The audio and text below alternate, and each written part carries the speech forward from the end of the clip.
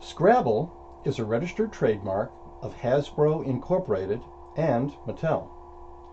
This video is not associated with either company or its affiliates.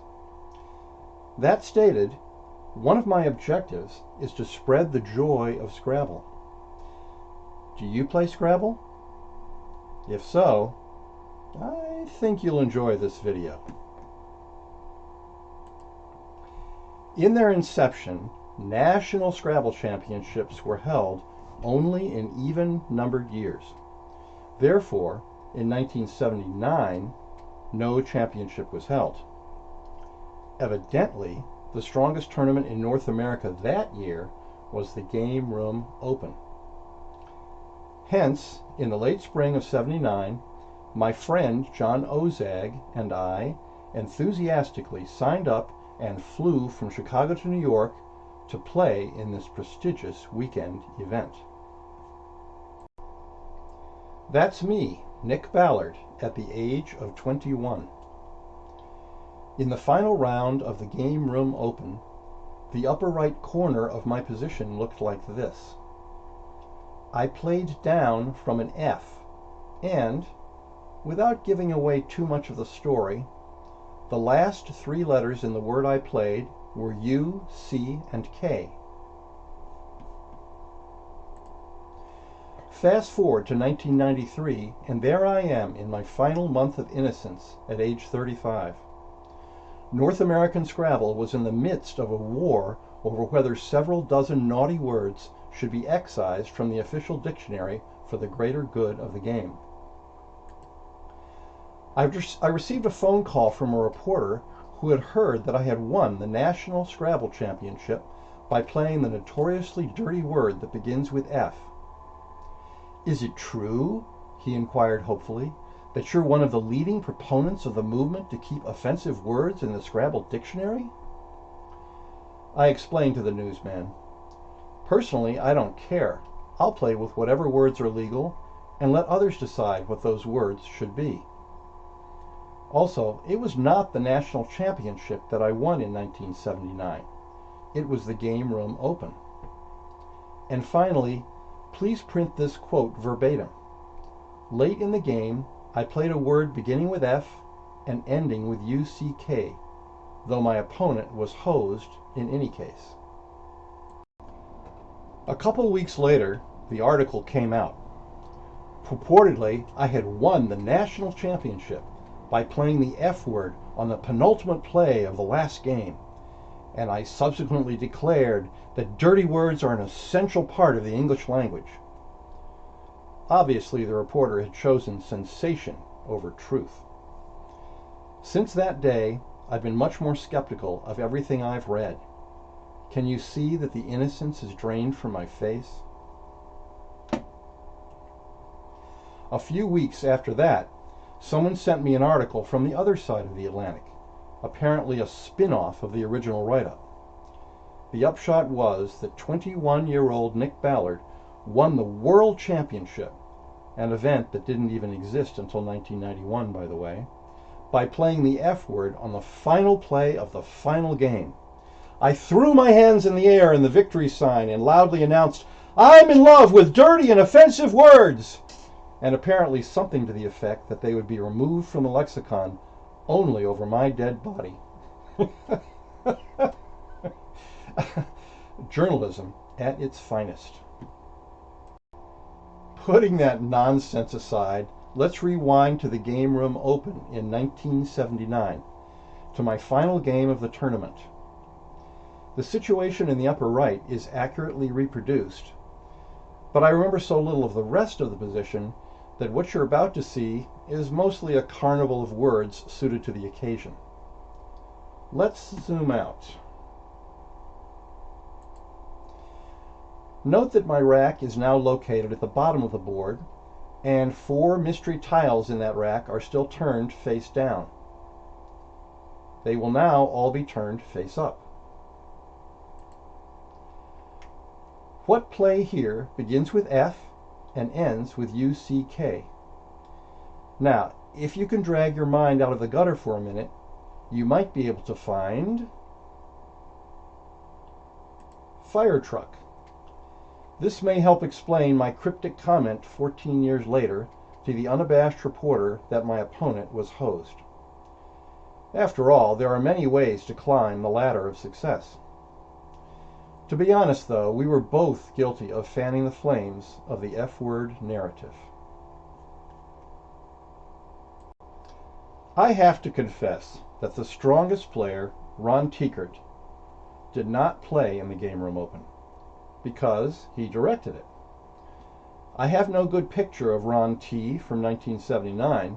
The photo shown here was taken of him 6 years later, just after he won the North American Championship. Anyway, after the Game Room Open, Ron challenged me to a Scrabble session for small stakes, and I happily accepted. In one of the games with Ron, we reached this position, feature position 2. After 42 years, my recollection is hazy, but I've reconstructed it so that it is a true reproduction in the essential details. I held a dream rack, AEENRST, which anagrams into 3 common 7-letter words, plus one that was added to our lexicon 36 years later. In addition to those 7-letter words, which I'll show you, there are also 8-letter words that are potentially playable through most of the letters of the alphabet, 16 out of 26. And here's a way to remember those 16 letters. The picture at the top left shows Eastern Airlines, having just returned from the Far East, and the people getting off the plane are smiling, as you can see. So, Eastern brought jovial faces. Each of the letters in that phrase combines with Eastern to make an 8-letter word. For example, Eastern plus B makes a word, Eastern plus R makes a word, Eastern plus O makes a word, and so on. To understand the many benefits of these mnemonic phrases and how to apply them, watch my video entitled Scrabble Anamonics. The 16 through letters that generate 8-letter words with this rack are repeated vertically in the left column in yellow highlight, and the corresponding 8-letter words are all listed. And the 7-letter words are now showing at the top of the screen. With all this, can you find a way to bingo on this board? Pause the video now, and when you have found a play, or you've given up, then resume. Sorry for putting you through that, but I wanted to give you a sense of the multiple near misses that I experienced in the live game situation, made all the more intense by my clock ticking down. For starters, none of the 4 7-letter words at the top of the clipboard can quite hook on the column to the right of tofu, nor can they fit anywhere else. As for 8-letter words, there are several letters near the top right corner of the board that combine, E, R, O, and L. But none of the 8s start with any of those letters. Nor does the O word play through the O in the bottom middle. Nor does the L word play through the L in the top middle, due to interference. Just above the L, through the U, there is a beautiful quintuple overlap, sauternes, but it barely fails because DR is not a word. And the V and E words on the left are blocked by XI. Finally, the D at the top, the wide open K on the left, and the wide open N and Y on the bottom do not appear in the phrase brought jovial faces. In short, well against the odds, no 7 or 8-letter bingo plays on this board. Several spectators told me after the game that they felt sorry for me, even after I plunked down an obscure 9-letter bingo through 2 tiles. They thought it was pure desperation. Evidently, my opponent came to the same conclusion, because, after convincing himself I had no obvious bingo elsewhere, he challenged my play. Now, there is no doubt that, overall, Ron T. knew the words better than I did. But I just happened to have spotted that 9-letter word one day leafing through the Funk and Wagnall's dictionary, which Scrabble players were still using to arbitrate root words of 9 letters or more. That was essentially the only way back then that we had to learn long words. It was only while we waited for the word judge to render his verdict that I raised my head and suddenly realized how big a crowd had gathered to watch us play. Chicago, where I lived, had a much more modest Scrabble scene, and I wasn't used to being paid so much attention. Author Paul McCarthy interviewed many Scrabble experts, some of whom had witnessed my play firsthand, and he wrote up this early 9-letter bingo incident, along with many other interesting reports and stories, in his marvelous book, Letterati. By the way, this book title has 9 letters. Coincidence? If you have studied 9-letter words, as more and more experts are doing these days, with such terrific software that is available, you are encouraged to pause the video now, take your time, and look in each of the several spots on the board where 2 tiles are on the same row or same column, and see if you can find the uncommon 9-letter word that I played. Otherwise, if you keep the tape rolling, you'll see the answer in 5 seconds.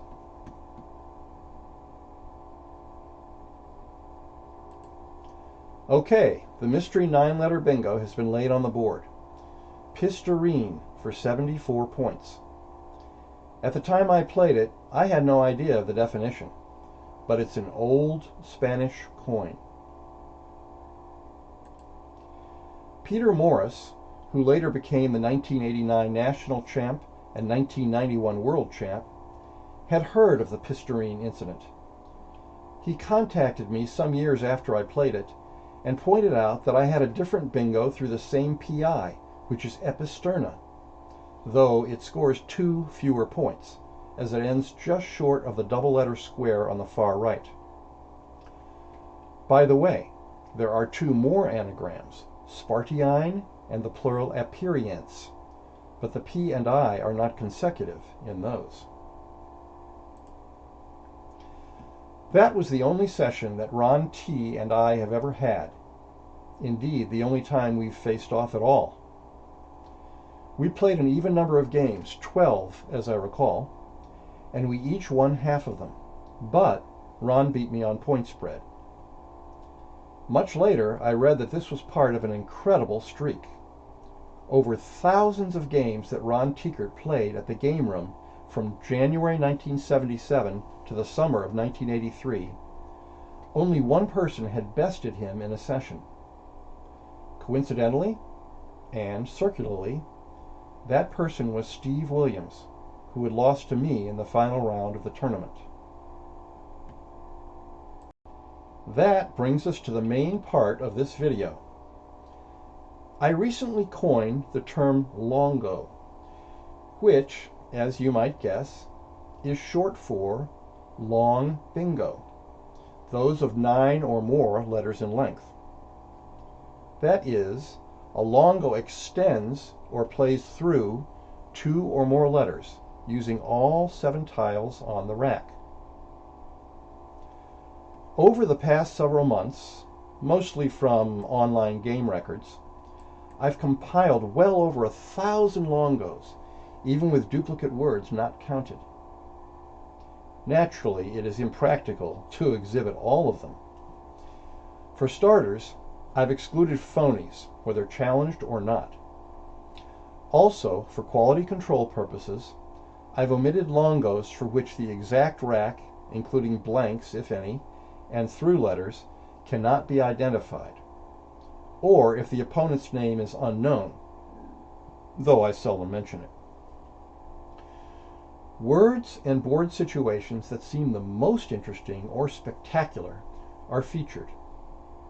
For a Longo to qualify for a so-called feature position, it must meet at least one of the following criteria: highest scoring, best according to bot simulation, or having enough challenge equity, in my opinion, to compensate for theoretical inferiority. Generally, I also require at least 4 tile pairs on the board to play through, so that there are ample options for you to consider. The vast majority of Longos are delegated to training grids, which I'll explain soon. Words that are relatively easy to find, ending with s, ed, ing, and so on, are rarely featured, but they can be useful to fill in the grids.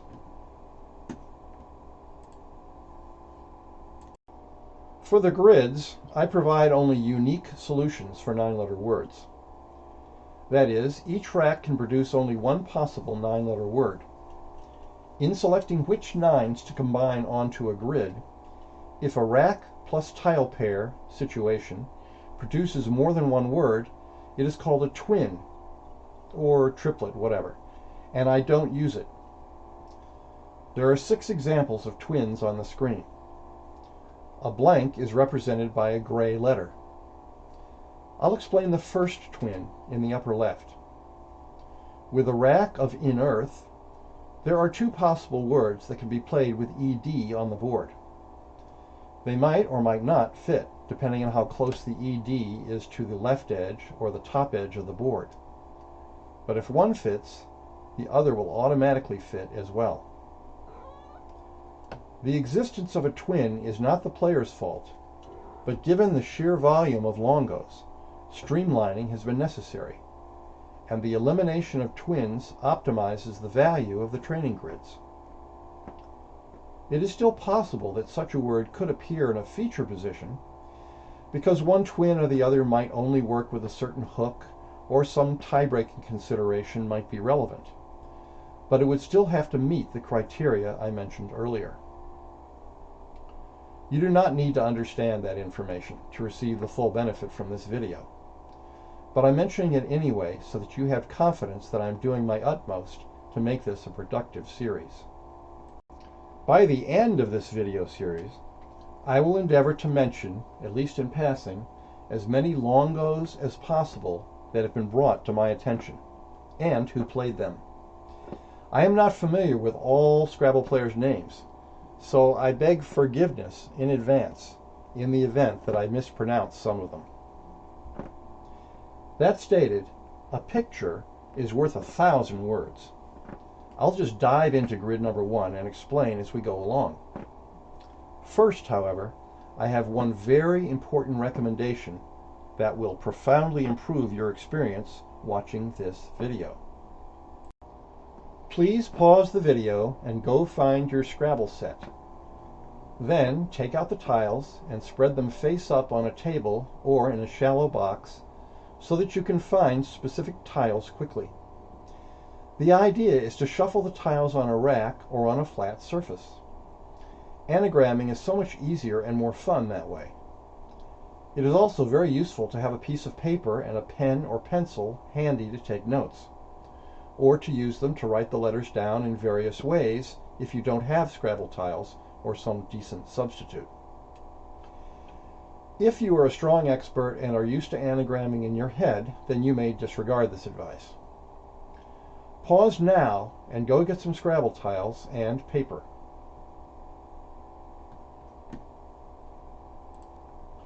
Got your tiles and your paper now? Okay, great. Let's get started. Each grid on this video has 4 Scrabble racks. We will examine each of those racks in turn, starting with the upper left of the 4, which may be referred to as Rack 1. Rack 1 is now in prime position, and to avoid confusion, the other 3 racks are covered up.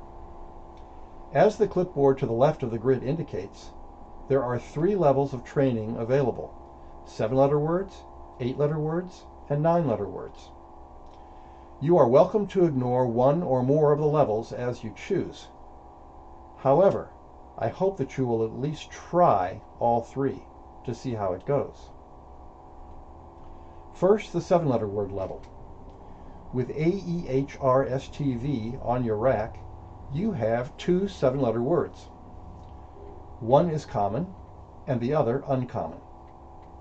This is a good opportunity now to pause the video and spend a little time shuffling your tiles, or whatever method you've chosen for anagramming, and try either to find the common word or give up on it before resuming the tape.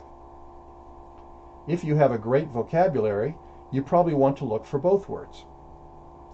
You'll need to pause within the next few seconds, though, because the answers are about to appear on the clipboard. And here they are. A thrave is a measurement of grain, which sort of suggests that you can harvest thraves. That connection in meaning might make it easier for you to remember this 7-letter anagram pair. Some of you might already be looking for a way to maximize your score for harvest or thraves by hooking it or overlapping it onto the existing structure of the grid. No, please resist the temptation, because that is not the purpose of the training grids. Your job at the 7-letter word level is finished once you have found, or have been told, the words. Next we move up to 8-letter words. There are 2 letters with which harvest, or thraves, can combine to make an 8-letter word. Think of inserting the S or the Z somewhere into your rack as a kind of goes-anywhere hook, and then anagramming all 8 letters into a new word. The combination of the word anagram and hook is why it is called an anahook, a word that I coined and later introduced in my Scrabble newsletter in 1992. Earlier in this video, I showed you that the word Eastern has 16 possible anahooks. By contrast, harvest has only 2 anahooks. For one of them, the answer word is trivial, and in a moment I will show it to you on the clipboard. And there it is. Harvest plus S is harvests, and you can form no other 8-letter word with those letters. What about the Z? Well, this may be delightfully fun for some of you experts to tackle as an anagram, but it falls into a controversial realm as well. Please allow me to digress. For the second time in 30 years, Scrabble players and others are divided over whether certain words, or any words, should be removed, excised, expurgated from the North American Scrabble lexicon, also referred to as the official word list, OWL, OWL. Some prefer the good old 2018 lexicon, and others prefer the cleansed 2020 lexicon.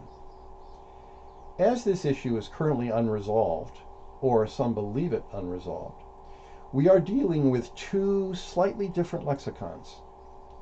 Proponents of the expurgated lexicon argue that if such a word is played in a game or otherwise mentioned, there is the possibility that an opponent or spectator might be offended by it, and the very existence of the word may perpetuate certain insensitivities or bigotries.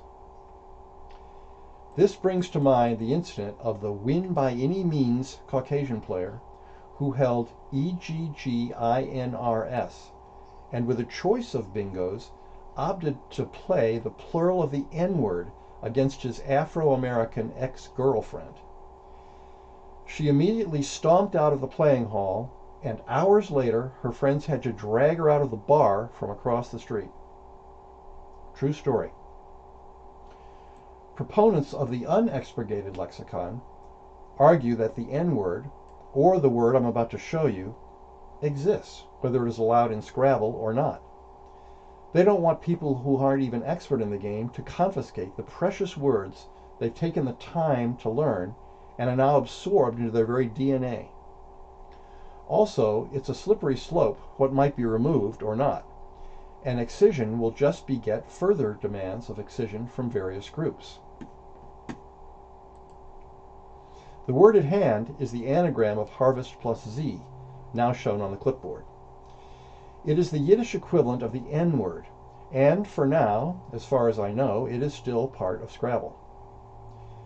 The way I'm handling controversial words in this video series is to put each of them in parentheses as a sort of apology to anyone offended, and to flag that the word may be on its way out. If you've seen my Scrabble anamonics video, you might have noticed in the final position that the three-letter word ABO is formed during one of the bingo overlaps.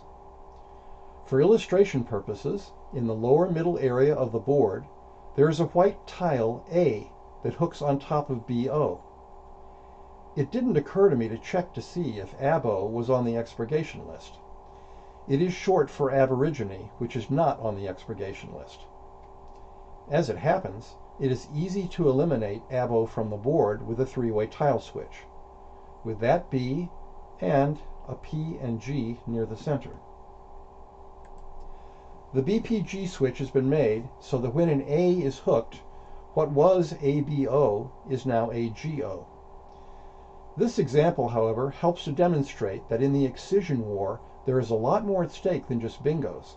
Some of the short words, regarded as the bread and butter of Scrabble, are on the chopping block as well. Phew, let's move on to the 9-letter bingo. With your rack of AEHRSTV, you have a choice of playing horizontally on the grid through ER or DE, or vertically through ED or RE. 4 choices. Only one 9-letter bingo is possible. Pause the video to look for it if you like. Any information on the clipboard anytime is fair game. This is a so-called board position, the first of many. It displays the relevant aspects of the original game position in which a given longo was played. Unlike the feature position and grids, most tiles are face down so as not to dilute the training agenda. The face-up tiles are related to 7, 8, and 9-letter bingo lanes that the player could have considered, or sometimes so that I can show you some intriguing sidelights of the position. In round 1 of the Crescent City Cup in 2016, Tasha Osprey trailed by nearly 100 points mid-game. A good club player might play Harvest from the left edge of the board, hooking the last letter under GO for 71 points. A better club player might play Thraves in the same spot with the H on the triple letter square for 77. Tasha did way better. She found Harvested down from the top middle triple word square for 110 points and eventually won this nail-biting thriller of a game by 1 point. Tasha Osprey, who lived in Hawaii, relocated to Bainbridge Island, Washington, or so I gather. She started competing in Scrabble tournaments in 2011, and by 2013 she graduated to Division I and became expert strength. Based on games I've researched online, it is clear that Tasha is very talented and no doubt still improving. Watch out! Back on the grid, Harvested is shown as the unique solution to the 9-letter bingo puzzle. If you thought of Harvester as an alternative going across to the ER, well, good thinking. However, if you look closely, you'll see that it is 1 letter too long to fit on the grid. The H would be off the left edge. Here we have the second rack, CELNOSS. There is no 7-letter word here, so let's move on to the 8-letter words. When there are more than 3 anahooks for a 6-stem or 7-stem, I often create an anamonic, a merging of the terms anahook and mnemonic. One will momentarily appear on the clipboard. It may seem radical, but many people feel that if you want to deter predatory practices in the future, it is necessary to cancel student debt. In short, if you want certain institutions to con less, then give each student a dead IOU. Con less, dead IOU. A hybrid system can be harder to recall than a stem with a 6 or 7 letter word, but any anamonic that helps you remember which letters works is a plus.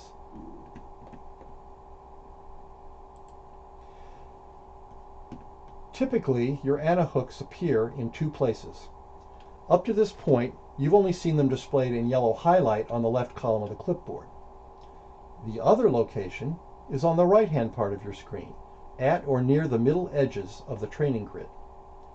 Take your pick, clipboard or grid, but you will probably find the grid to be more Scrabble-like. I've turned over the central 2x2 matrix as it is currently irrelevant, and the 6 anahook letters in the phrase dead IOU have been placed on the grid as loose tiles. Treat them as letters that you might be able to play through in a Scrabble game. Here, there is at least one playable 8-letter bingo through each of them. These are basically 6 separate bingo problems. And for further clarification, I'm going to play one of the words onto the grid. I've slightly offset the U so that it is visually easier to see what just happened.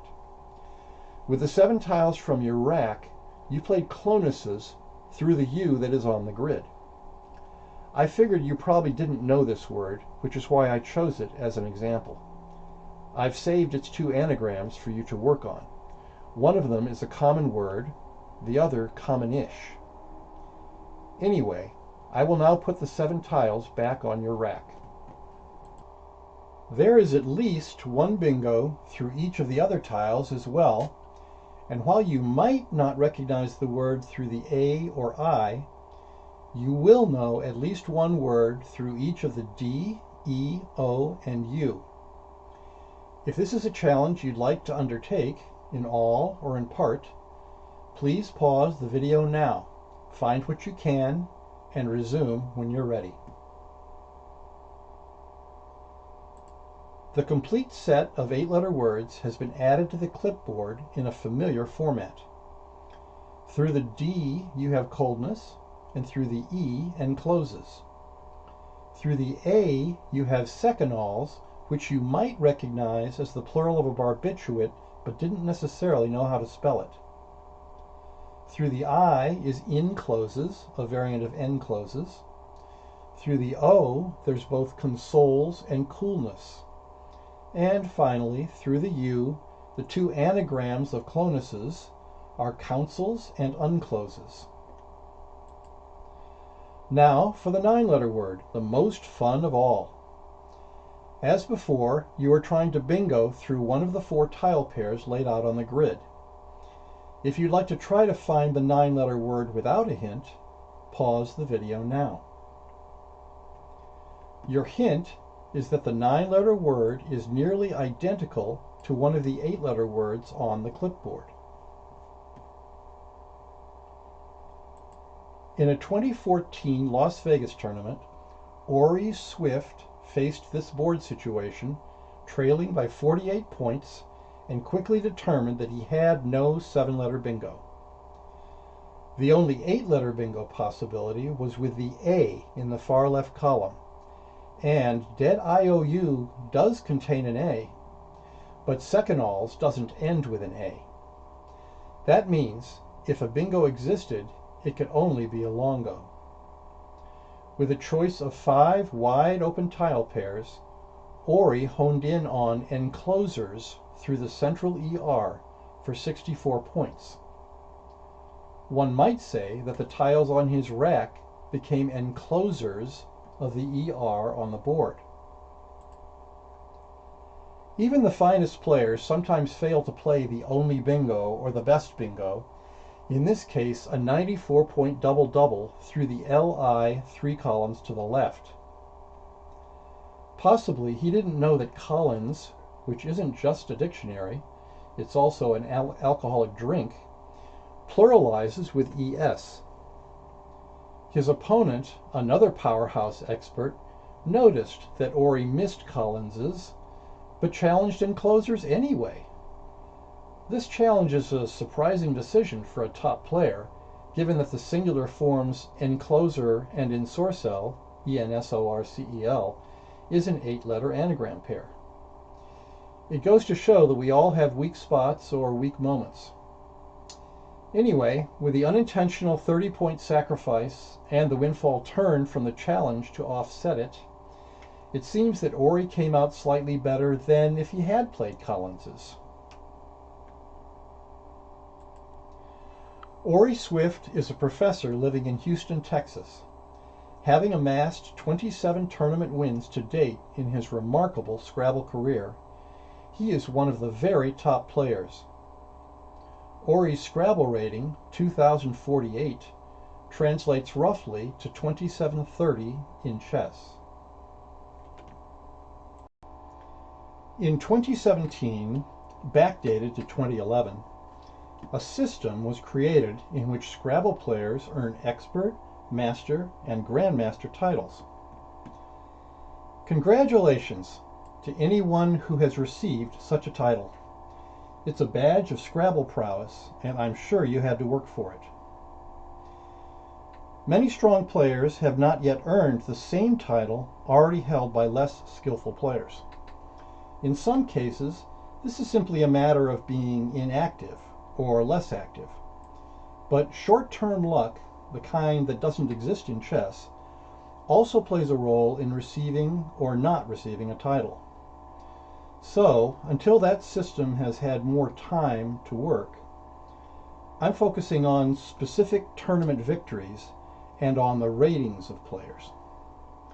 Any classifications I mention will be old school, where players rated 1600 and above are experts, 1750 and above strong experts, and 1900 and above top experts.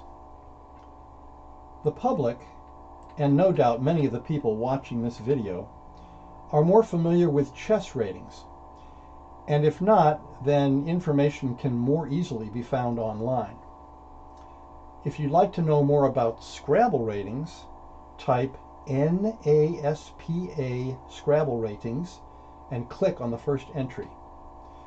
They're calculated in a manner similar to chess ratings, except at about 3/4 scale.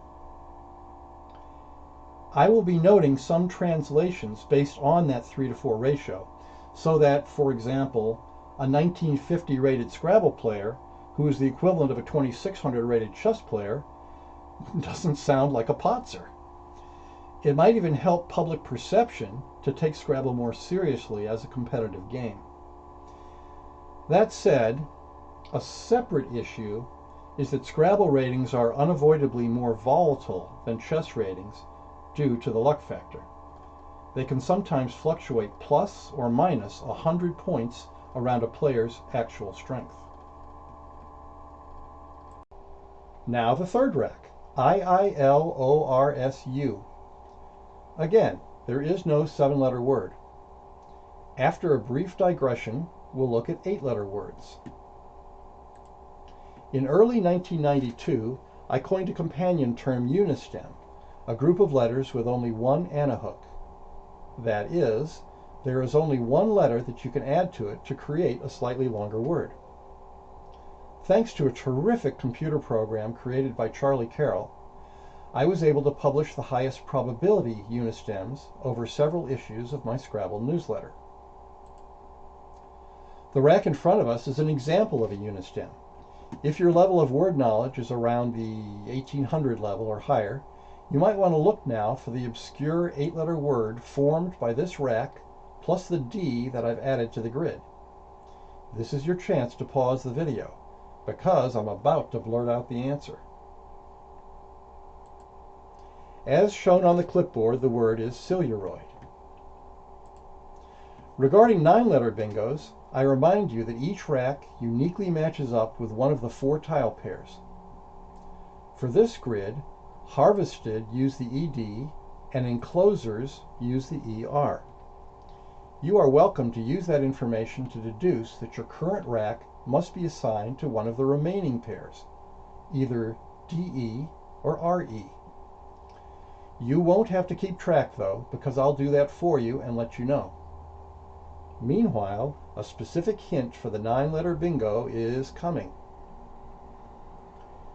When you're anagramming, shuffling to look for a bingo, it is worthwhile to test for common prefixes and suffixes. Your hint is that the suffix that stands out here is OUS.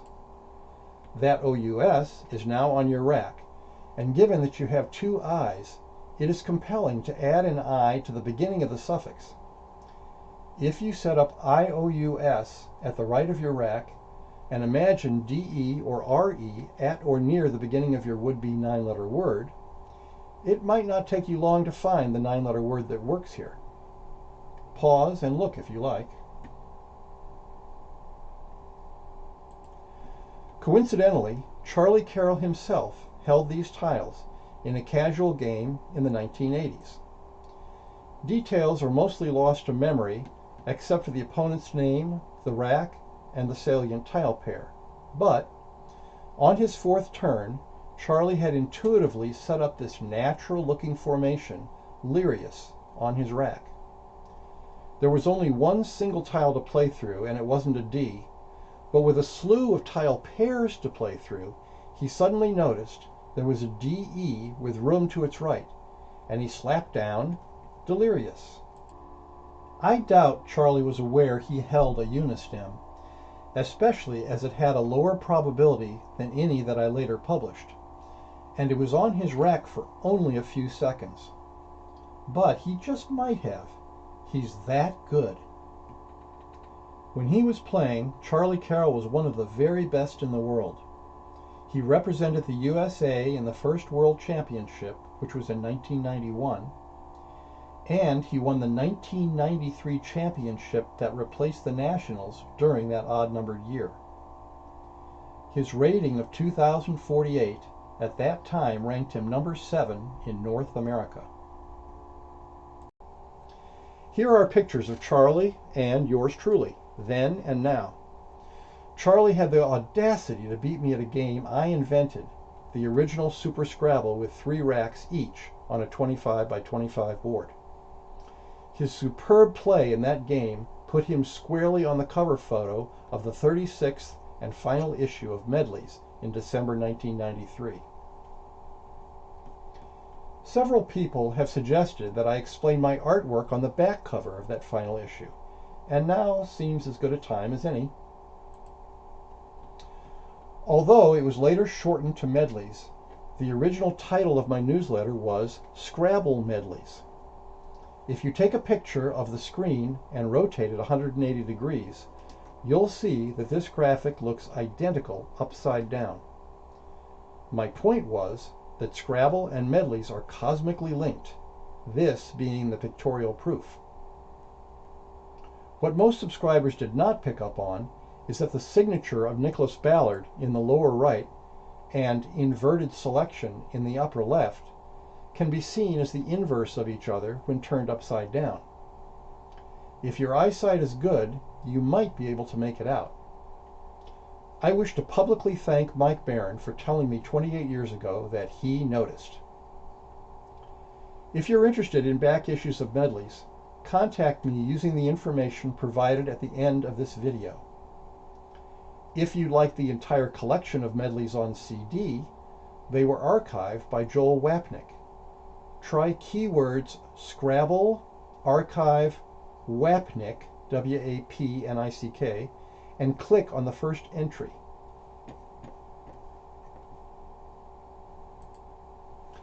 I have also referred to bistems and tristems, etc. in my writings.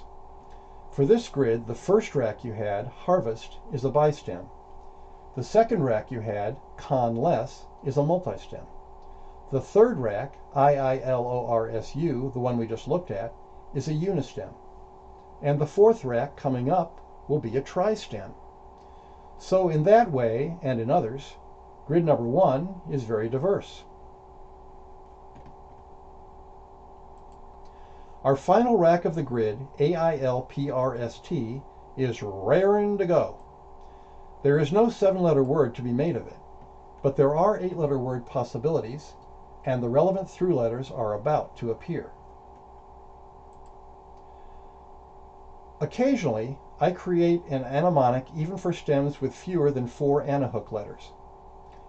If you rip salt from salt water, you are left with water, another word for which is O, E-A-U, and those 3 tiles are on the grid to the right.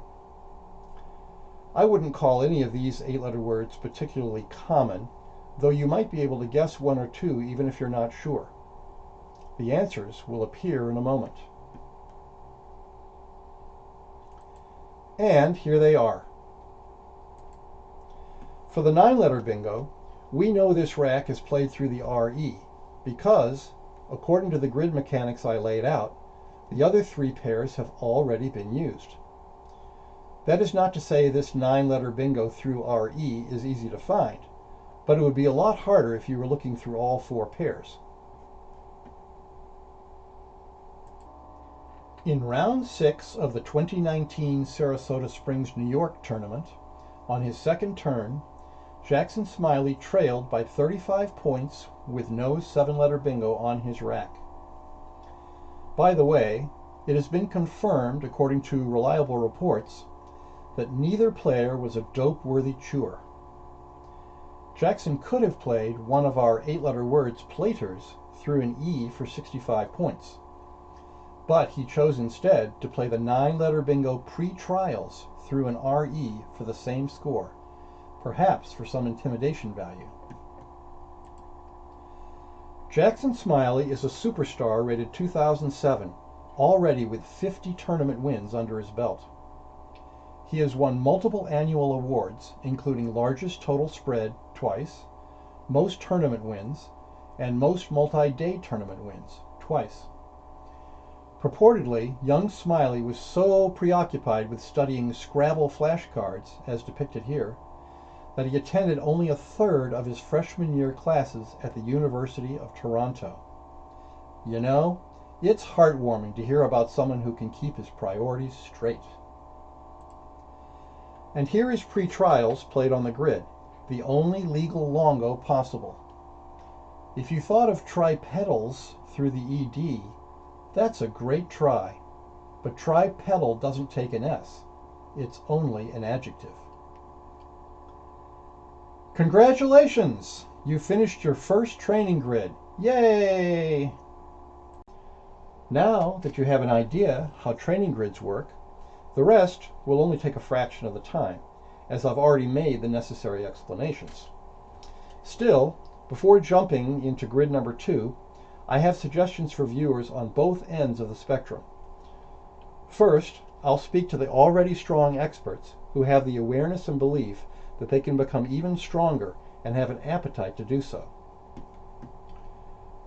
For a grid, when I first bring up each rack, you may have noticed that I gallop right into the 7-letter word phase and tell you whether or not you have a bingo. Nobody tells you that during a game, so you might prefer the additional challenge of figuring that out for yourself. If so, I encourage you to keep your hand poised on the mouse, or touchscreen if that's what you have, and beat me to the punch. Pause the instant the rack emerges before I blab out the bingo or not information. There is a similar inflection point when I've ended the 7-letter word discussion and I reveal the through letters for 8-letter bingos. If you don't want to see that, cut me off at the pass. Pause the video and try to figure out the anahooks for yourself. This is a wonderful opportunity to train your anagramming at a high level and in a format less dry than you might otherwise encounter. Lastly, there are the 9-letter bingos. With each successive 9 found, there are fewer remaining tile pairs to look through. One way to make this exercise an even greater challenge is to try to forget or ignore which pairs you used on the previous 9s. To be clear, no matter how you cut it, there still exists only one 9-letter bingo for each rack. Overall, you might prefer this semi-holistic approach. Pause the video as soon as each new rack comes up, and don't resume again until you've solved, to the best of your ability, all 7s, 8s, and the 9 for that rack. Then resume the video and check your work. When the next rack is reached, see, we're now on rack 2, hit pause one time for the new rack and repeat the process. And again for rack 3, and once more for rack 4. You'll find this method more intense and yet smoother, as there is potentially a lot less pausing involved. Finally, you can adopt a fully holistic approach. Pause the video only when I introduce each new grid. Choose a rack, solve the 7s, 8s, and the 9 for it, then choose another rack and do the same until you've finished all 4 racks, taking notes as needed. Then play the video and see how you did for the entire grid. That gets it down to 1 pause per grid. For each grid, the racks are usually arranged in what I deem to be ascending order of difficulty. The upper left rack is easiest, the lower right rack is hardest. However, if you're solving holistically, 1 pause per grid, feel free to solve the 4 racks in whatever order you like. Now I'll address the other end of the spectrum. When you're watching the video, I urge you to use a Scrabble rack and tiles or pen and paper or both, if you're not already doing so. If even then these exercises seem too difficult, wait for my hints before you pause, and only then see what you can find. Or even pause selectively when you are enticed by a particular hint. If you gain more confidence later, you can always stick your toe back in the water and increase your level of participation and training. As important as it is to practice anagramming, there is also a value in learning the words, anamonics, tricks, and other concepts conveyed on this video. Taking notes is a great way to imprint and reinforce what you have learned. And it will probably help to watch this video more than once. The more notes you take and the more effort you put into the grids, the more you'll get out of them. But above all, you don't want to burn out. Seek your own level of learning and training. If you like, just try anagramming a 7-letter word here and there, and observe the rest. For that matter, I believe that even a totally passive viewing will inspire you and help your Scrabble noticeably. Feel free, if you prefer, to watch this video for what you can absorb through osmosis, or even for pure entertainment. Let's try another training grid, followed by a feature position. Aside from the color of the tiles being white instead of blue, the letters and placement of the 2x2 matrix are identical to that of grid 1. It is the new racks that make all the difference. Our first rack this time is CEILRST. Looks promising. Is there a 7-letter word? The answer is yes. It's a variant of a common word. Not sure you would think of it, but you might want to pause and look. And the answer is relics, which is on the clipboard. What about 8-letter bingos? I created an mnemonic for this. The meaning of relics is similar to relics without the T. An oak tree that has been around for centuries is quite a relict, and if it's the right shape, it can also be very cute. When thinking of relics, picture a cute oak in your mind's eye.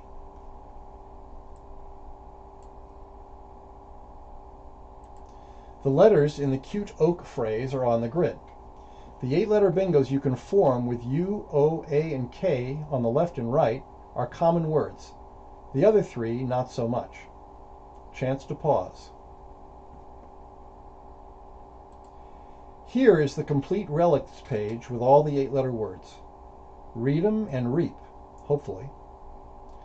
Pause if you want to review them, otherwise they'll vanish in a few seconds.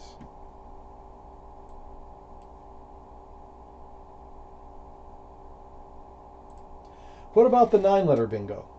My rather strong hint is coming up. The letters in relics, now spelled out on your rack, remain in exactly the same order in the 9-letter word. You need only insert DE or RE at the beginning, at the end, or in the middle of relics. The answer is coming soon. In round 15 of the 2014 North Carolina State Championship, Ryan Fisher trailed by 33 points. His opponent had just blocked the best bingo lanes with FE in the lower left. Ryan held the 7-letter word Lucernes in his rack, but with nowhere to hook it. Nor was there an open A, E, H, or K through which he could play an 8-letter bingo. Realistically, Ryan's chances were limited to an 8-letter bingo ending with N at the top, or a 9-letter bingo starting with DE at the bottom. Ryan did not currently have either of those. Hence, he created a deflective spot by fishing off NU in the lower right, and drew his 2 replacement tiles of IT, giving him the rack that I posed for the grid. His opponent blocked the apparent I hook setup for Yoni in the lower right by making a play just above it, as you can see by the 3 face-down tiles marked with little X's, which left 1 tile in the bag and padded his lead. Ryan, now down by 51 points, responded by longoing with derelicts from the lower left to the middle triple word square for 89 points, thereby pulling off a heroic comeback win. Ryan Fisher from Charlottesville, Virginia, is an expert in both Owl and Collins lexicons. He started playing in competitive Scrabble tournaments in 2007, and in his very first, in Division III, he executed a win-loss of 13-1 and a spread of plus 1794. What a laudable way to launch a career. In 2011, Ryan started playing in Division I, and over the last decade he has plenty of victories at that level too, the most recent of which was winning the 16-round Charlottesville event just prior to COVID lockdown in 2020.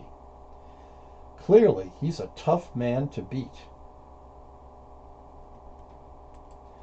At the grid earlier, some of you may have wondered why I gave such an apparently easy clue about relics being in the same order in the 9-letter word. I figured some of you might see D relics and not recognize it as a word, as the pronunciation changes to derelicts. It's happened to me. The next rack happens to yield a 7-letter Collins word. However, owl is the lexicon we're using. So, are there any owl 7-letter words in ADELNOS? If you remember the aldose anamonic I introduced and explained in the Scrabble anamonics video, you can quickly determine that the answer is no. For reference, here is the aldose anamonic. See?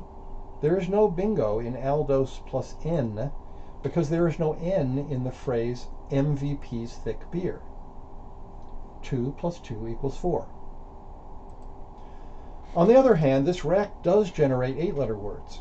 It's a tristem, which combines with the C, G, or R you can now see on the grid. I warn you that the resulting words are all uncommon. If you've got a great Scrabble vocabulary, though, by all means, give it a shot. And here on the clipboard are the 8-letter bingos. It so happens that neither G word was introduced into either lexicon until 2015. What about the 9-letter bingo? Well, derelicts use the DE, so the current 9-letter bingo is played through one of the other 3 pairs. Pause and look on your own first if you like, or wait for my hints, just seconds away. The first hint is that the letters in the word lean, L-E-A-N, appear consecutively and in that order inside the 9-letter word. And the second hint is that it is the ER that you want to play through. In the 2012 Cape Cod tournament, Joey Malik trailed by 25 points with both blanks unseen and 14 tiles in the bag. So it was touch and go. As you know, there is no 7-letter word in this rack, and for 8-letter words, since the G words did not yet exist in 2012, he needed an R or C in the right spot. There is a Scrabble variant that permits playing forwards or backwards. That would make it possible to play La Drones upwards through the R on the right. It would also be possible to play Celadons upwards from the C in the lower left, front hooking Bal with an S for Labs backwards. But too bad, Joey wasn't playing the forwards-backwards variant. There were 2 open tile pairs, both vertical, UP in the lower left and ER in the center. Fortunately, Joey had the goods and the wits to capitalize on the ER. Although it was far and away the best play, Joey's Oleander's Longo scored only 62 and exposed the top middle triple word square. His opponent replied with the 46-point overlap of Yarn, then picked up both blanks and went out in 2 to beat Joey by 16. Joey Malik has played competitively since about 1996 and has long been one of the top players in the game. His last rating that I know of is 2017. Joey serves on committees and has won countless tournaments, though it is said his greatest achievement is the compilation of historical tournament data, most of which would have likely have been lost forever without his tireless research. To learn more, search with keywords Scrabble Malik, M-A-L-L-I-C-K, to find his homepage and click on Old Tournament Results. Next rack. There is no 7-letter word in this one either, so let's skip to 8-letter words.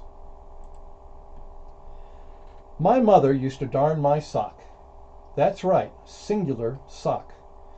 She only had to darn one, though she did it frequently. Mom used to call the big toe on my right foot a magic toe because it kept poking through and making a hole again, as shown. She always had to darn one due to my magic toe. For magic toe, only the consonants work. This is signified by the asterisks. In the late 1980s, Jim Cramer, noting that an anahook cluster of all consonants makes it difficult to formulate a phrase, invented the convention of adding an A, E, I, O to a consonant glut, a practice that I popularized in medleys. When formatting permits, it is optional to put the vowels in lower case as an extra reminder that they're irrelevant. You can play through any of the 4 lone tiles now on the grid. The T word is common enough, not sure about the C and G words. The M word is rather obscure. Answers will appear on the clipboard momentarily.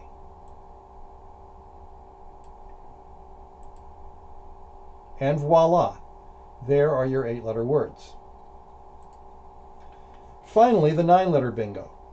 Having used up 2 of the tile pairs, what remains is a choice of playing through the ED or the RE. My advice here isn't exactly new.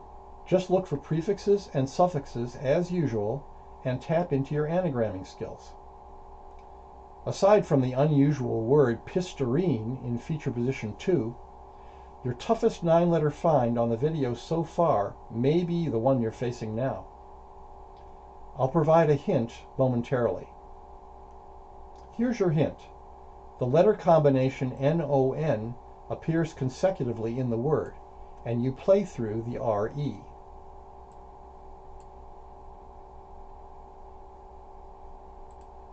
In round 2 of the 2014 Canadian-American match, Robin Pollock Daniels' opponent had just played Galbanum to take an 11-point lead. Robin, now on her 5th turn, could not quite overlap ordnance through the C at the top, but she had 2 other magic toe through letters in the bottom right. One is the M disguised as a blank, but Normand does not fit.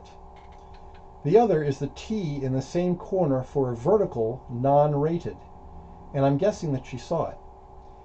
Instead, she took extra time to explore the RE tile pair midway between two double word scores.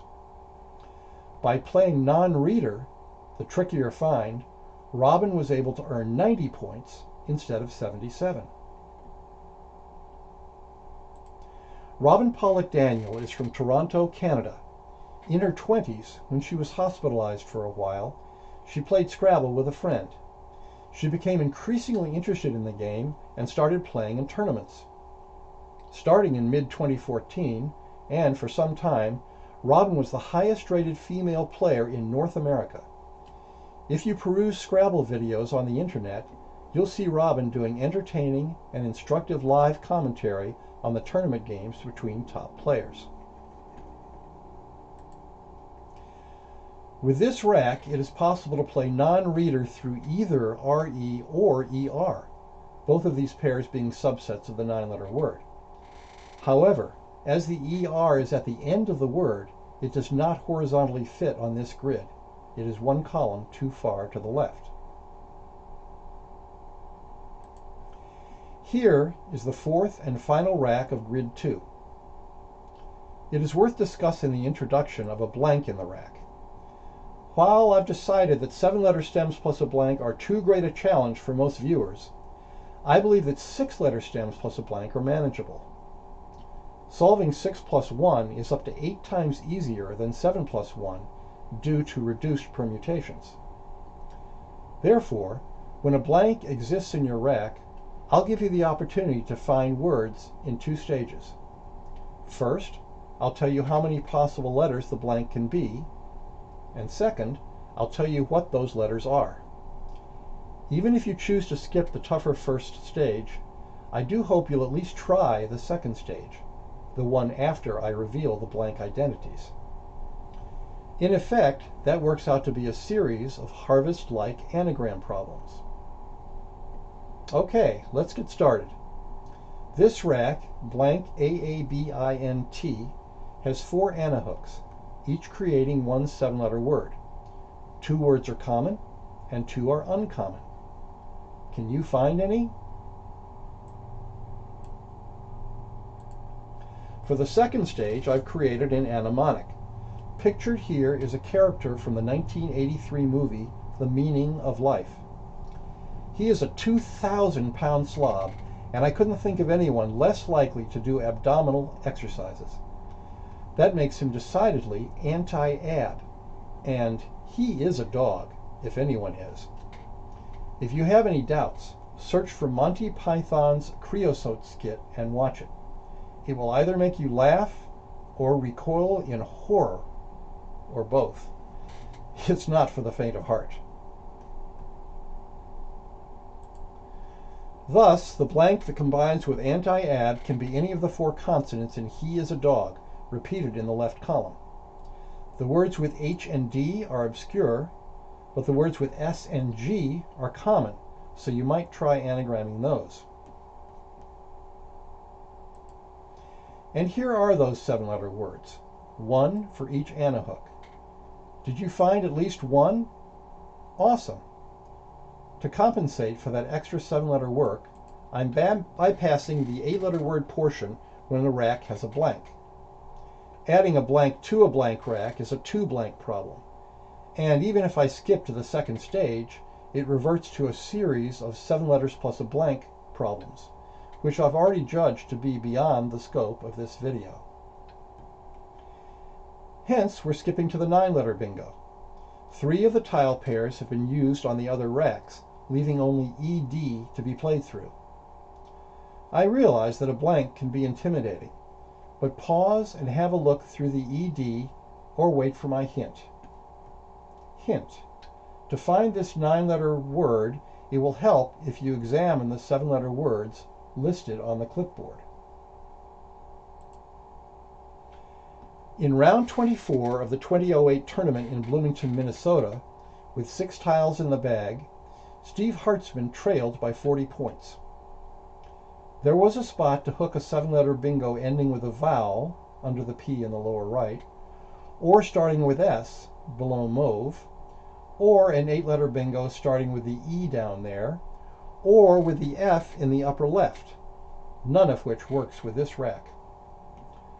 Among the open tile pairs, Steve correctly identified ED in the lower right as the most likely and most profitable pair for a 9. He found the only playable bingo, abstained, the past tense of abstain, on the clipboard. In doing so, he went from a likely loser to a 41-point winner. Steve Hartzman, an expert from Germantown, Wisconsin, has racked up at least 8 tournament wins and 5 second places in his Scrabble career. I enjoyed reading in Steve's bio that his favorite hobby is backgammon, because for much of my life I've made my living playing, writing, and teaching backgammon. It also gives me a segue to shamelessly plug Backgammon Openings, which I co-authored with another top backgammon player. Here are pictures of the front and back cover of the book. If you would like to read independent reviews, type the web address that is showing in blue at the bottom of the screen into your browser. Back to Scrabble. It is worth noting that abstained and bastinade, B-A-S-T-I-N-A-D-E, is a 9-letter anagram pair. The latter word would fit on the grid left of DE only if there was one more column on that side of the grid. In that case, abstainer too would fit, using the ER pair above it. By the way, abstainer has its own anagram, atabrines, but to play it would require R and E to be separated by 2 spaces. As it is, abstained is the only grid-legal 9-letter bingo, and my strict standard of 1 unique solution per rack remains unviolated. Unviolated. How are you doing on the training grids? If you're solving 1 anagram in 10 before hints, or 1 in 4 after hints, you're doing great. Before tackling our next grid, coming right up is another feature position, as I promised. For all feature positions, I'm using one of my round boards and a special jumbo set of pro tiles kindly donated by Bob Schoenman. Thanks, Bob. In round 10 of the 2015 Ottawa, Ontario tournament, the first play to hit the board was in state, as shown. The second player, shown here, John Stardom, had this rack, ACINNRT, and without a G or a Y to bingo through, for trancing or tyrannic, or even a good scoring non-go available, he chose to exchange 1 tile, his duplicate N, and keep the power leave ACINRT. The replacement tile he picked was a duplicate I, and his rack became, as we see it now, ACIINRT. While waiting for the opponent to make his second play, John realized that he had not drawn into a 7-letter bingo, and could not find an 8-letter bingo either, even if his opponent was to leave in-state untouched. John needed for his opponent to hang a new through tile, specifically an H, U, or G. Normally, I don't create anamonics for fewer than 4 anahook letters, but here it is, without a picture. Anti-cry, hug. Usually, if you hug someone, he or she feels better and is less likely to cry. Hopefully you won't cry too much when you have to remember that the cry in anti-cry is spelled C-R-I. I've snuck in those 3 letters on the right side of the board, meant to be played through vertically. The H and U words are obscure, and I'd call the G word borderline common. I'll display those 3 8-letter words in a moment.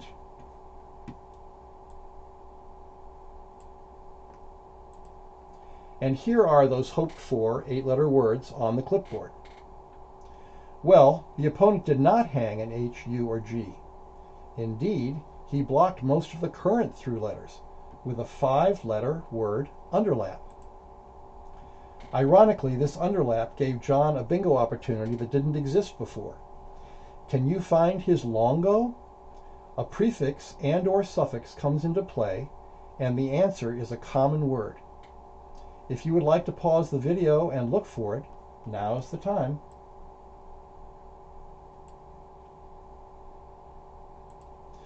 Money donated into a collection plate is called Trinicash.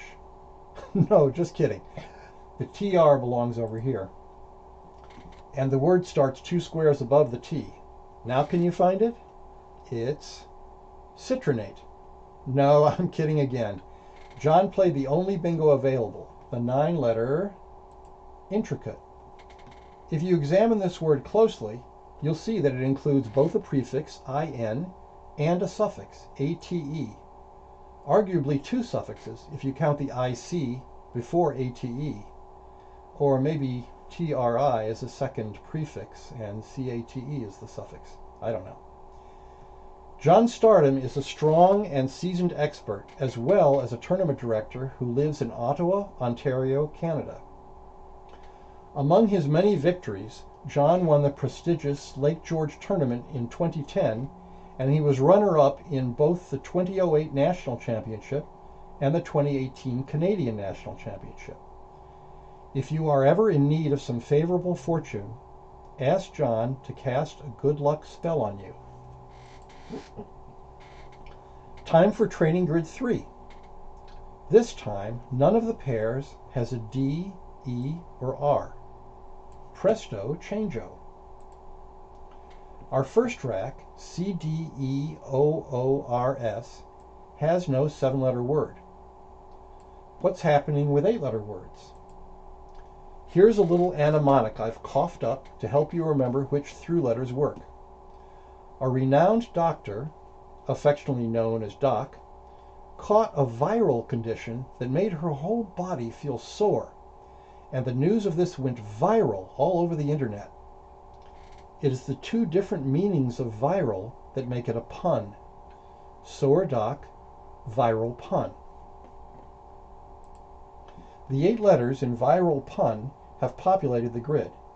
Of these, I'd say that only the R word is common, the L and U words are borderline, and the rest are uncommon. Pause, or you'll see the answers within a few seconds.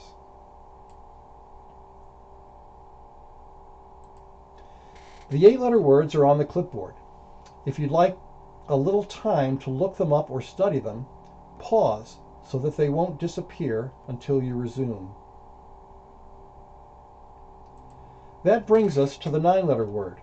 A hint is coming. The hint is that combining one letter on your rack with one of the tile pairs on the grid forms a 3-letter prefix for the 9-letter word.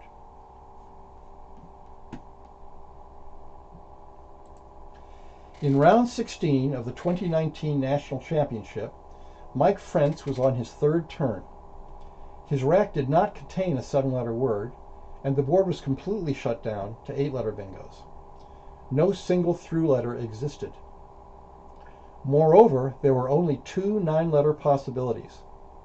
One was to start with AG, which didn't work. Fortunately, UT was situated in the ideal spot, and Mike alertly found outscored for 110 points. It is extra satisfying to bingo on a long double-double line, where the 1st and 9th tiles each land exactly on a double word square. Mike Frentz is a certified club and tournament director who lives in San Mateo, California. He moved up to top divisions in 2008 and has been terrifying opponents with his bingo prowess ever since. Mike is currently rated in the 1900s in both the OWL and Collins rating systems, a praiseworthy accomplishment. For the second rack, you have dream letters. For starters, there are 9 different 7-letter words from which to choose. See if you can find 2 or 3 of them. Pause the video, or I will show you all 9 words in a few seconds. All 9 7-letter words are on the clipboard. Next, we move on to 8-letter words. The board is about to be covered with through tiles. Scary, isn't it? Scarier still is that there are 75 possible 8-letter bingos that you can play. The more common ones are through each of the 5 letters in fight, and if you're feeling ambitious, next try each of the letters in ducks. I'll show you the answers shortly.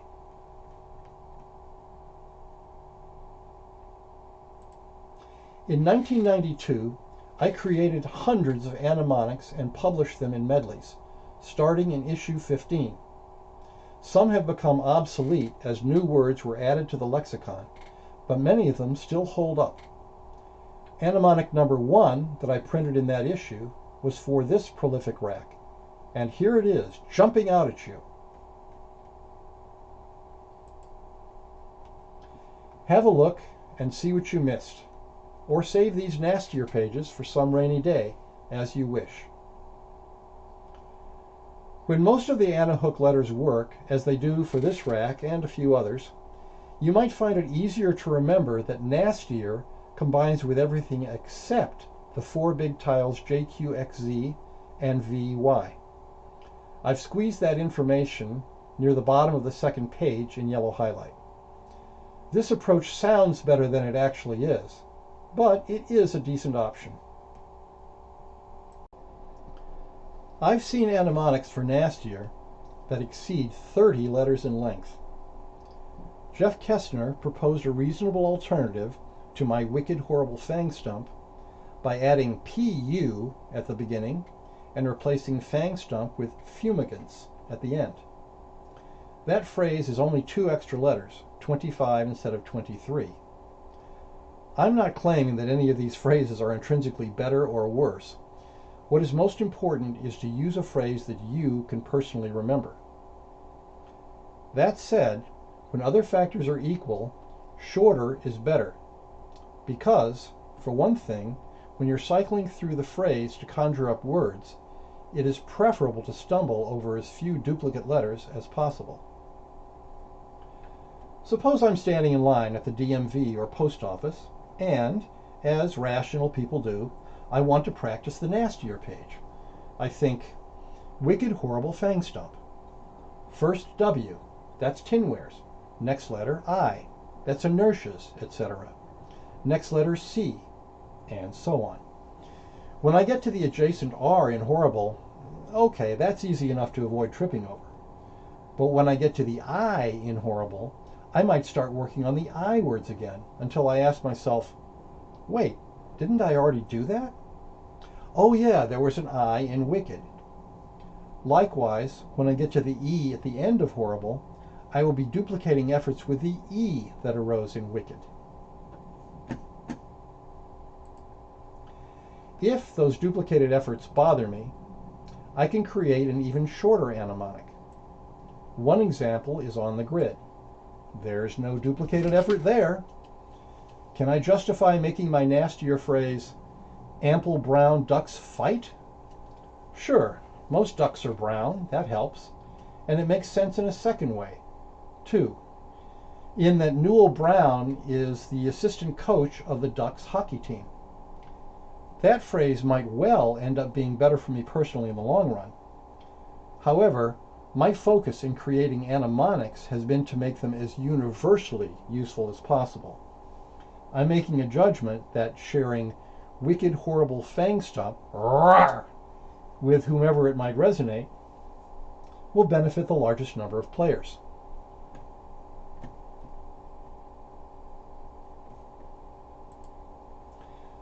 The topic of minimal length phrases reminds me that in 7th grade typing class, the teacher told us to type ad infinitum, both in class and at home, the quick brown fox jumps over the lazy dog, because all 26 letters of the alphabet are used in that sentence.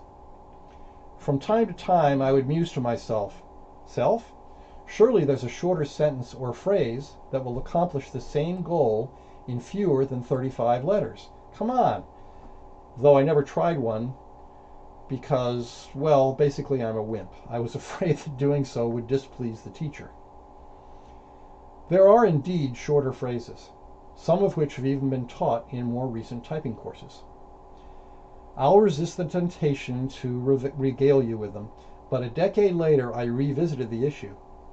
I figured out a sentence, actually 3, entirely with Scrabble words that is only 26 letters long.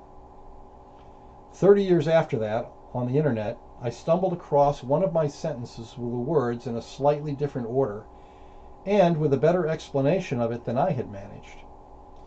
So clearly I'm not the only person who has wrangled with this. I promise that by the end of this video I will show you that optimal pangrammatic sentence. Consider it a bribe so that you'll keep watching. Okay, back to the grid and the dream rack. What about the 9-letter bingo? Well, it isn't played through the UT because we already used that tile pair for the first rack without scored. Have a look through the other 3 tile pairs and see what you can find. As a hint, I'll divulge which pair it is in a moment. The tile pair that you can play through is the UM, and it's a pretty common word. I'll provide the answer shortly. In a club game a decade ago, Gunther Jacoby opened with XU, keeping INRST, and his opponent underlapped it with a 4-letter word. Gunther drew A and E, giving him the dream nastier rack. He had a wide selection of hookable 7-letter bingos, the highest scoring of which yielded 70 points. But he looked more closely and noticed that he could play through the UM down to the triple word square for 86 points. The word he played is ruminates. And for those of you who have studied 9-letter anagram pairs, Gunther could have played an uncommon 9-letter bingo down from the upper triple word square for the same score. Anyone? That alternate word is anti-serum. Portland resident Gunther Jacoby is a tough, experienced Scrabble expert, having played in well over 100 tournaments since 2005. He has won at least a dozen events of 6 rounds or more in Oregon, and a few elsewhere, though it seems he doesn't often travel far from home. With a rating that oscillates around 1800, Gunther is clearly a force with whom to be reckoned. Here is ruminates played on the grid. In order to eliminate a twin solution, I had placed UM up a notch so that ruminates fits and anti-serum does not. Next track. As you might guess, there is no 7-letter word, so we'll move on to 8-letter words. Surprisingly, this rack combines with a B or V, the 2 tiles that have magically appeared on the grid. Both words are obscure, but if you want to try anyway, feel free.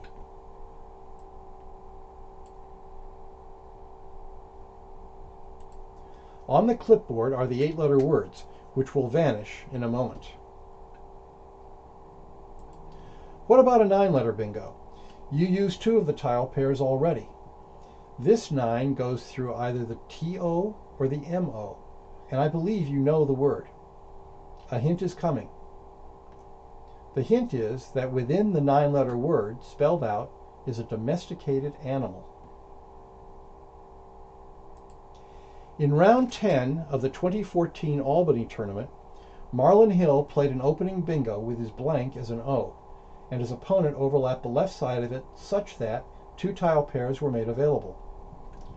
With no 7-letter word in his rack and no B or V on the board to play through, Marlon's only real chance was to bingo through the EF or TO, and it was through TO that he played Catatonia for a 90-point double-double.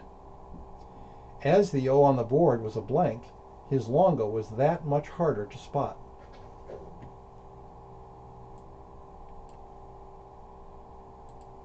In the game notes, Marlon's opponent declared Catatonia to already be the play of the year. I find this amusing because Marlon played this longo on January 1st, and it seems like there are two ways to interpret the comment. Marlon Hill is a true Scrabble lover. Since 1992, this veteran expert has won about 15% of the 300 tournaments he's entered, and he has performed especially well in his hometown of Baltimore. Over the years, his rating has apparently fluctuated, plus or minus 100, around a very respectable 1900. Marlon appears to be quite active online these pandemic days, at least in the posts.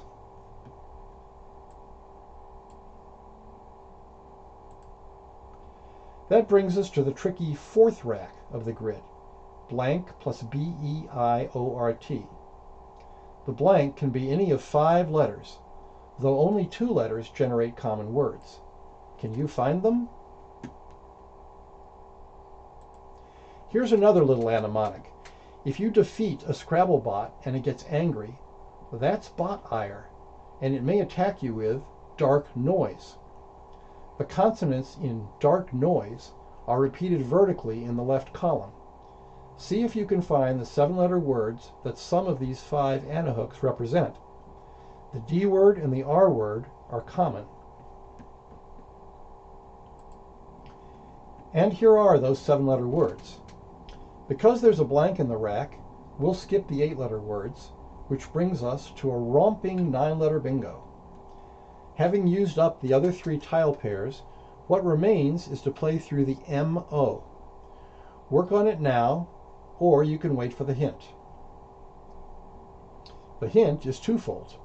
1, no common prefix or suffix is used, and 2, the blank substitutes for a letter that would normally count 4 points or more. Even with that additional information, though, this 9-letter bingo is not easy to find. In round 21 of the 2013 Stanford, Connecticut tournament, late in the game, Will Anderson was hopelessly trailing another top player, and to make it worse, none of the 7-letter words on the clipboard played on the bottom row, hooking or overlapping the U. Nor could he play a bingo on the top row to either corner. The T is not nearly centered enough for blottier or libretto. Hooking onto the Y in the middle, he could have played any of 3 7-letter bingos on the clipboard that start with O for 65 or 67 points. However, D orbit at the top, starting above AB, making his blank a D for 70 points, is the highest scoring play and simulates best by 3.5 points.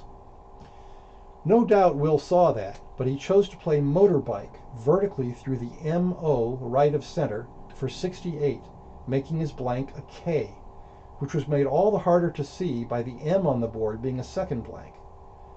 I suspect Will was hoping for an unlikely challenge, or he just wanted to go down in style.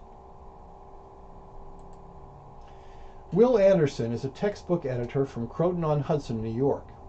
He has won several annual awards: largest single tourney spread 3 times, largest winning streak, largest total spread, and DG Player of the Year. In 2017, he won the national championship and is currently rated an insanely high 21-28, about 28-35 in chess, which, for the OWL lexicon, ranks him first in North America and second in the world. He's rated well over 2,000 in Collins as well. And there is motorbike, the unique solution to the grid problem. In the variant allowing backwards plays, both words of the anagram pair biostrom and brumiest, the blank is an S, would play through the same M-O, right to left. A side note to our Collins friends. With your lexicon, there is an additional solution for one of the racks in this grid, and also for one of the racks in the previous grid. Are we having fun yet? This is the final training grid. In this one, the central square, which I've papered over, happens to be unoccupied, but grid rules remain the same. Rack 1, D-E-G-N-O-R-W, has a 7-letter word in it. Can you find it? The 7-letter word is shown on the clipboard. Incredibly, the word is spelled in reverse alphagram order. In other words, read your rack backwards, which is approximately a 1 in 5,000 chance. Next are 8-letter words, and wronged is our second unistem of the video. I will now add its sole anahook in the form of a through letter to the grid. Can you find the 8-letter bingo through the I? The word is not exactly common, but the construction is simple and guessable even if you've never seen or heard this form of the word used. The 8-letter word is on the clipboard. Onward to the 9-letter bingo. I suggest you pause and have a look first, but a hint is forthcoming. Hint: I'm not saying which tile pair is used, but the 9-letter bingo has a very common suffix. In round 7 of the Collins division of a New York City tournament in 2019, with both blanks already played, Jesse Day trailed by 51 points. The board was devoid of 7-letter bingo spots, including the fact that the rightmost 3-letter word took no hook. An 8-letter bingo was possible, though unlikely. It could only end with the K, A, or V on the board. Holding the rack you see, he fished away his L for only 6 points, to which his opponent responded with X for 38 in the upper right. Jesse now trailed by 83, but his L fish was well conceived nevertheless. He had noticed a highly skewed distribution in the 32 unseen tiles, with 12 potentially getting a longo through the vertical IN, the blank in the middle being an N. He could get drowning if he drew one of the 3 Ds, the Collins-only drownings if he drew one of the 3 S's, or the word about to be revealed if he drew one of the 6 E's.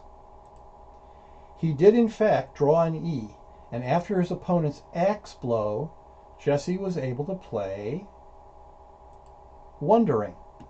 Even that left him down by 17 points with opponent on move. But on his next turn, Jesse bingoed with anti-lock to the K and won the game. Woohoo! Jesse Day is a data scientist living in New York City.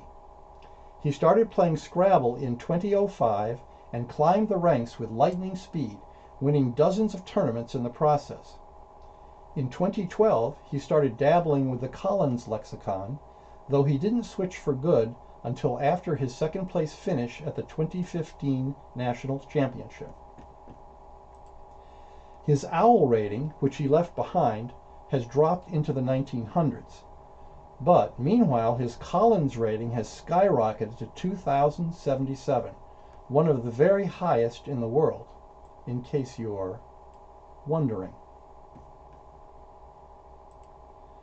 The second rack, AAILNST, has a 7-letter word in it. You might think it should be capitalized, but it doesn't have to be. See if you can find it. Here it is. Latinas is the female version of Latinos, both acceptable Scrabble words. Now we get to the 8-letter words. Keep your eye on the clipboard. In the recent election, Republicans circulated a picture of a prominent Democrat alongside a picture of Latina immigrants approaching the U.S. southern border, with this caption: "Latinas, my convoy flop." Were they incompetent for not finding a scarier picture?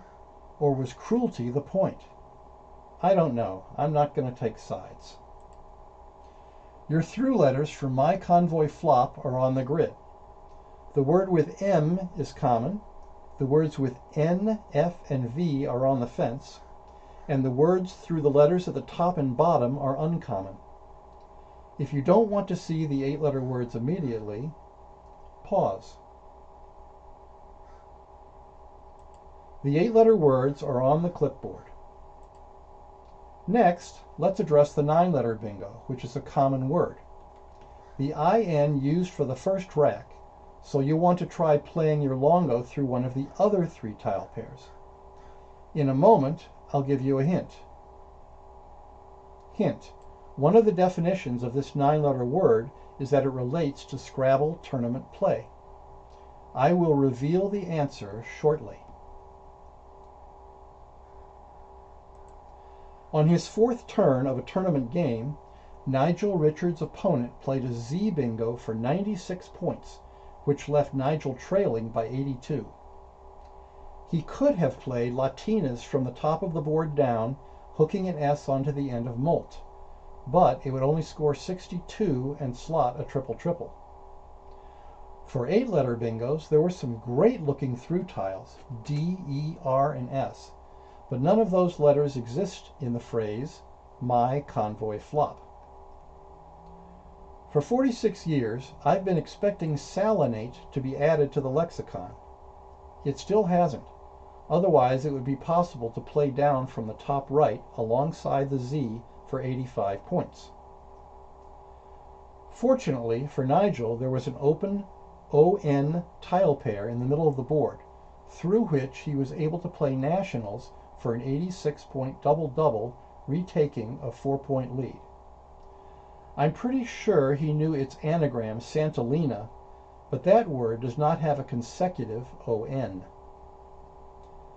As this game was played with the Collins lexicon, I'll mention that Latinas plus K yields a Collins-only word, although Nigel had no open K to play through. For Collins, I have a slightly adjusted Latinas anamonic. Speaking of nationals, Nigel Richards has won 5 U.S. nationals. He has also won the UK Open 8 times, the Singapore Open 11 times, the Bangkok Kings Cup 15 times, the World Championship 5 times, and he won the 2015 and 2018 French World Championships, even though he doesn't speak French. That's not even a joke. Scrabble has never had such an outstanding player. He currently holds the highest rating in both lexicons, Owl 2158 and Collins 2156, equivalent to 2875 in chess. Nigel, who is something of a recluse, is widely regarded as the greatest tournament Scrabble player of all time. When the same Longo is played by an additional player, he or she gets an honorable mention.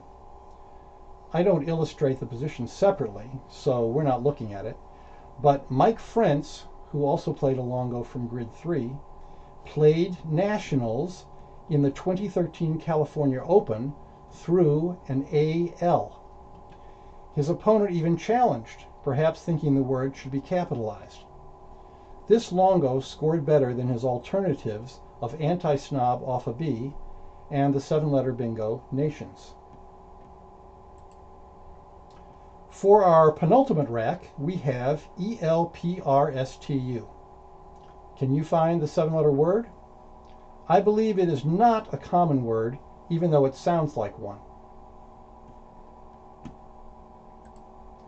And the word is spurtle.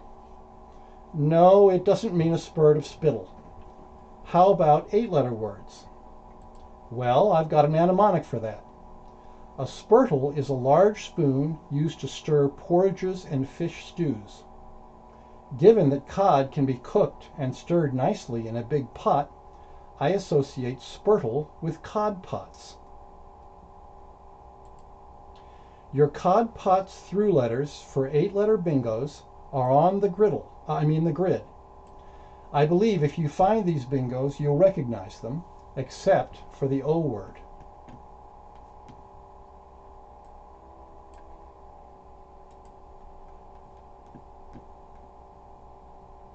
And here on the clipboard are your 8-letter words.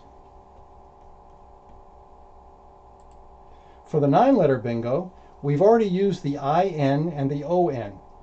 What is left to play through is the HI or the HO. The 9-letter bingo is definitely a word you know. I suggest you pause and look for it before hearing my hint. The hint is that the 9-letter word begins with a 2-letter word that purportedly has more meanings than any other 2-letter word in the English language. I'll reveal the 9-letter word in short order. In round 2 of the 2015 California Open, Jerry Lerman opened with OF, grooming his rack. His opponent played a 4-letter overlap, and Jerry now had the rack you see. He might have played one of our 8s, purplest, through the P, except that OF interferes. Remarkably, he can choose which of HO or IF he wants to bingo through, and they both score 65 points. Perhaps Jerry saw both Longos, but avoided uplifters because it would have put the U next to a dangerous premium square at the top. There was an equally valid reason to avoid upholster, his actual play, but it was Jerry himself who capitalized on that drawback the next turn by extending it to an 11-letter word, that is, upholsterer, for 48 points. I wonder, is there a way to further extend that to the triple word square at the top? Auto upholsterer or semi-upholsterer, perhaps? Nah. Jerry could have played Spurtle from the left, hooking the E under HO for an extra 4 points, plus it gains another 4 in defensive value according to a Quackle simulation.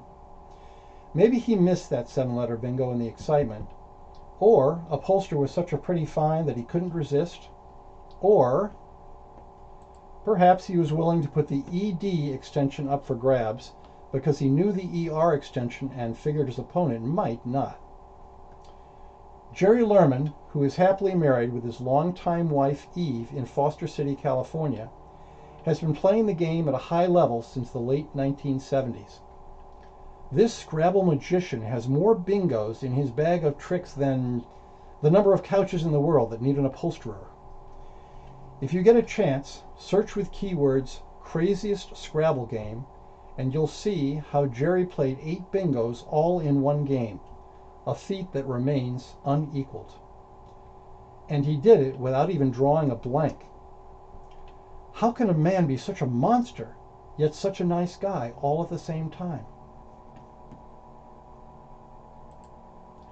And one more look at the grid. Ah! Who put that there? Come on, guys, I'm trying to make a serious video here. That's unacceptable. There, that's better. Just about wraps things up, I'd say. My, how time flies. We've arrived at the final rack of the final grid of this video. And it's all the better for having a blank. At stage 1, I reveal that you have a 7-letter word in your rack by making the blank any of 5 letters. 3 of them create common words, and the other 2 are uncommon. Now we're at the simpler stage 2. Here on the clipboard are those 5 anahook letters, the ones that can substitute for the blank. The famous Dutch artist M.C. Escher was well known by his 3 initials, M.C.E., transcribed here. In all his works, you never see an M.C.E. son because he was loath to draw it. The sun nearly blinded him when he was a boy. Can you find any of the 3 common 7-letter bingos when you make your blank in O, A, or H? The words with the L or T are uncommon.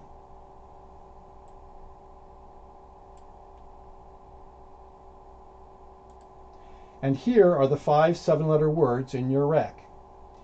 As always, we skip the 8-letter bingos when there is a blank in your rack. That means all we have left to tackle is the 9-letter bingo.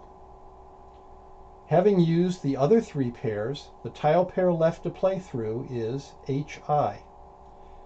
If you'd like to try to find it without a hint, pause now. The hint is that the 9-letter word is similar to one of the 7-letter words you can anagram from your rack, still shown on the clipboard. In round 31 of the 27th NSC, about 2/3 of the way through the game, Jackson Smiley had a spot from the top of the board down for consume, making his blank an O for 68 points. But then he spotted an HI tile pair, and to his delight, saw that he could cover the double word square and put his M on a triple letter square to boot. His play of munchiest, making the blank a T, earned him 92 points. It happens that Jackson had an alternative 9-letter bingo through the same HI, though there would have been no reason to look for it after finding munchiest. The other 9 is unicism, EUNUCHISM,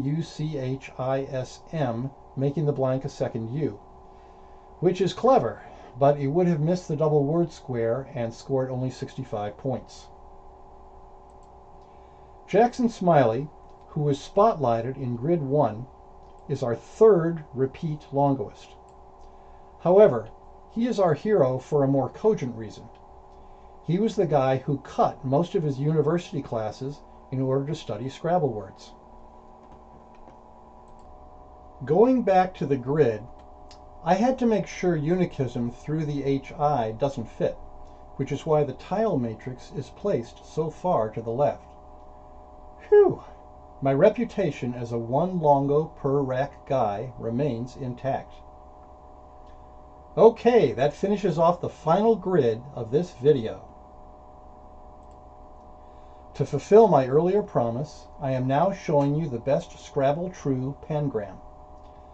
The sentence with brown tiles, still taught in many typing courses, is 35 letters long. The sentence with blue tiles contains the minimum of 26, while still satisfying the condition that all letters of the alphabet are included. Here is the explanation of the lower sentence. CWM, Coombe, is a mountain hollow. Glyphs are hieroglyphic symbols. Fjord is an inlet between high cliffs. And an unusual definition of quiz is an eccentric person. So the translation of the sentence is, carved symbols in a mountain hollow on the bank of an inlet, irritated and eccentric. Coombe Fjord Bank Glyphs Vexed Quiz. It's so simple once you know. I now have a survey question that you will likely find of interest. Currently, any bingo, regardless of length, is awarded a bonus of 50 points. Assume that the 7-letter bonus remains at 50 points, and that high score records and such that were achieved under the current rules would be protected. Should additional points be awarded for an 8-letter bingo? Should additional points be awarded for a 9-letter bingo? How about a 10-letter bingo, an 11-letter bingo, etc.? If so, how large a total bonus would you assign to each bingo length? Please share your opinions in the comments section below. Now I have some closing remarks. For part 1, and also for part 2 next video, I have favored the most recognizable 9-letter words, so that all viewers can share in the fun and the feeling of satisfaction in finding them. If you are pining to see obscure, crazy words and/or longos through separated tiles, please be patient until at least part 3. If you are a beginner or intermediate level Scrabble player, congratulations on completing a high-level video. I hope that you found my hints useful, you were able to seek your own level at each of the 7, 8, and 9-letter word steps, and you got in a lot of anagramming practice. I encourage you to watch this video at least one more time to reinforce your knowledge and try to find or remember what you missed in the previous viewing. I am still compiling longos on an ongoing basis for both Owl and Collins. If you or someone you know has played a bingo, or what you international players out there call a bonus, of 9 or more letters, please go to the website shown on the left of your screen. Click on the Contact tab and send me an email. Assuming I continue this project as intended, sooner or later I'll work your longos onto a video.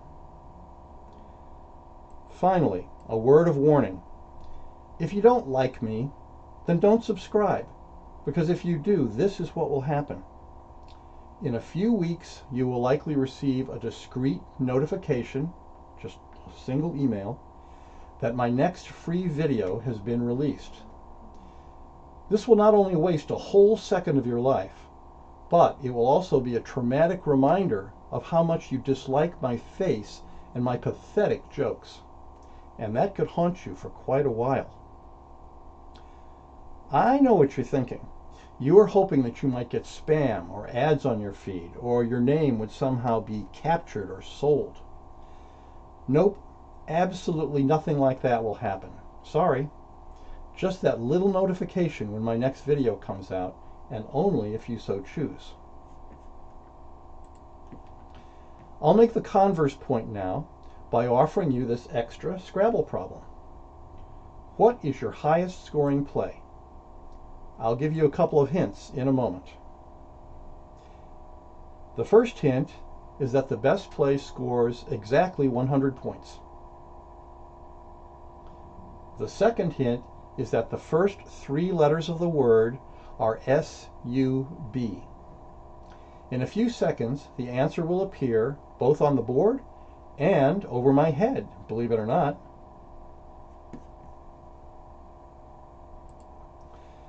This is a subtle way of saying, if you do like me, or you like this video and want me to make more, then for heaven's sake, subscribe. You're doing us both a favor. Even clicking on like, the thumbs up icon, will help. I need the encouragement. Just click on the subscribe button down there. It's a quick, painless, cost-free way of helping me continue to do what I'm doing. And it helps me get recognized. Thank you so much.